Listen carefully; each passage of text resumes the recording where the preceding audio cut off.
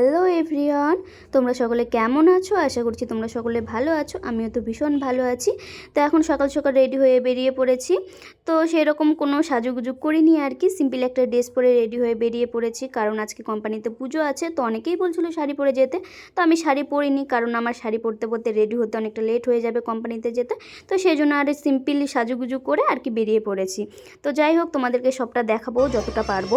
তো এদিকে তো মানে তোমাদেরকে সবটা দেখাতে পারিনি, তো যাই হোক মাঝখান থেকে দেখাচ্ছি।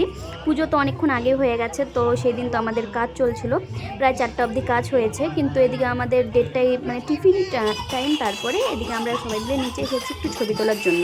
তারপরে এদিকে চলেও গেছিলাম ওপরে কাজ করতে। তারপরে এদিকে চলে এসেছি 4টার সময়, আমাদেরকে নিচে আসতে বলেছে। তারপরে এদিকে নিচে চলে এসেছি, এদিকে ফাংশন শুরু হয়ে গেছে।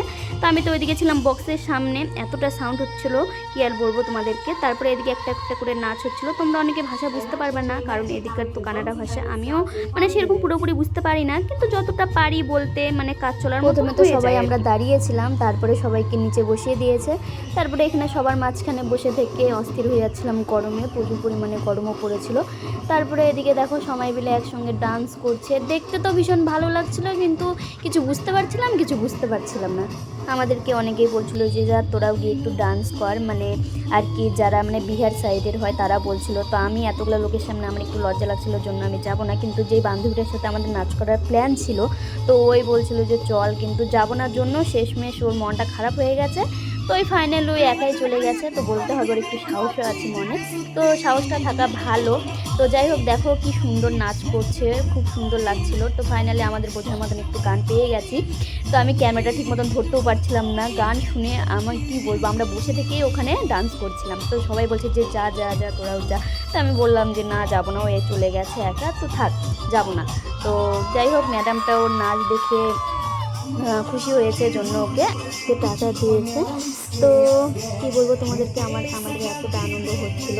তো যাই হোক, এগুলো তো চলতেই থাকবে। তো আমাদের এদিকে টাইম হয়ে গেছে, 5:30 বেজে গেছে। তো এখন আমাদেরকে যেতে হবে রুমে। অনেকেই তো উঠে চলে গিয়েছে। তারপরে এদিকে আমরা ব্যাগ নিয়ে চলে এসেছি, কারণ আমাকে তো একা যেতে হবে। আমাদের ওই সাইডে যাদের রুম তারা তো অনেকেই চলে এসেছে, বলতে সবাই চলে এসেছে, আমি ওই দিক থেকে একা আছি।